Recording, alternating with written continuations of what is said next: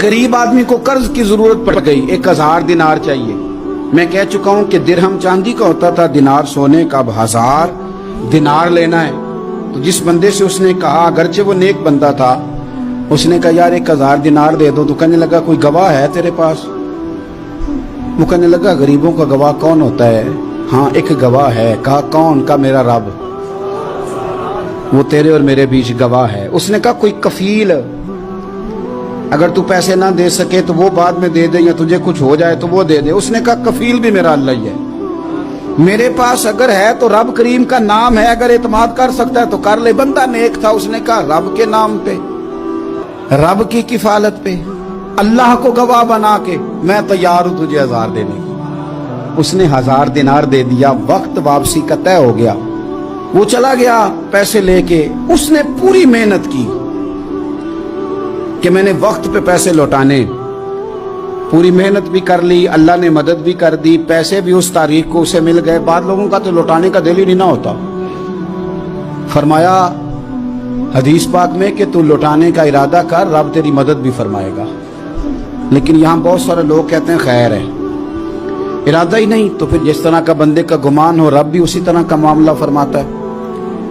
उसने पैसे जमा भी कर लिए और वापस देने को तैयार भी हो गया, लेकिन रास्ता बहरी जहाज का था, कश्ती का था, दरिया के रास्ते वापस आना था। अब वो जब आ गया दरिया के किनारे तो बड़ी कोशिश की, पर वहां उसे कोई कश्ती नहीं मिली। वक्त पे पैसे लौटाने हैं, सफर करना है, अब सवारी मुयस्सर नहीं है। सोच सोच के परेशान था कि मैंने तो अल्लाह के नाम पे लिए। अचानक दिल में एक तजवीज आई। उसने एक लकड़ी ली, लकड़ी को अंदर से खोला, 1000 दिनार उसमें भरा। बुखारी पढ़ रहा हूं, और साथ एक खत भी लिखा कि यार मैं पैसे पहुंचाना चाहता था पर मुझे कोई चीज नहीं मिली दरिया के उस पार आने, अल्लाह के नाम पर तेरी तरफ रवाना कर रहा हूं। और ये कह के वो लकड़ी दरिया में रख दी। वो लकड़ी डूब गई है, वापस आ गया। वो जिसने पैसे लेने थे वो ऐन मुकर्ररा वक्त पर दरिया किनारे आया। सुबह से सरे शाम तक उसने इंतजार किया। दिल ढलने लगा तो दिल में ख्याल आ गया कि यार नहीं, उसने देने ही नहीं, झूठा वादा कर गया, पहुंचा ही नहीं वक्त पे। अब जब वापस लौटने लगा तो अचानक दरिया में एक लकड़ी तैरती हुई दिखाई दी। कहने लगा ले जाता हूं, शाम को रोटियां पकाने के काम आएगी, ईंधन बना के जला लूंगा, हंडिया पक जाएगी। लकड़ी उठा के जलाने के लिए घर लाया। गुमान था कि वो नहीं आया वादा करके, अल्लाह को कफील और वकील बना के और गवाह बना के फिर भी नहीं आया। लकड़ी लेके घर गया, बुखारी है।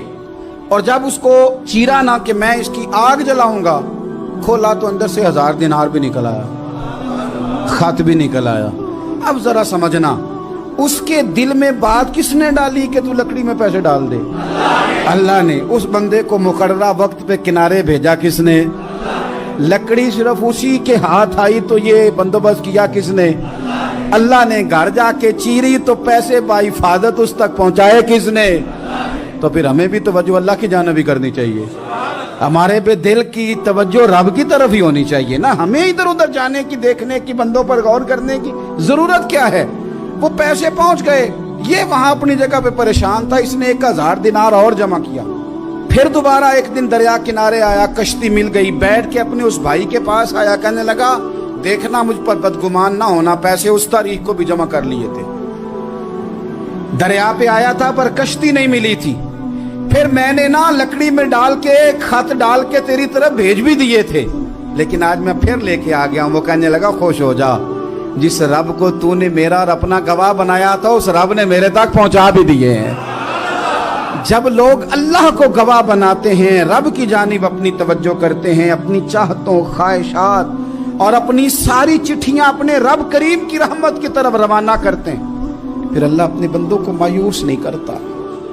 अल्लाह अपने बंदों को नवाज देता है।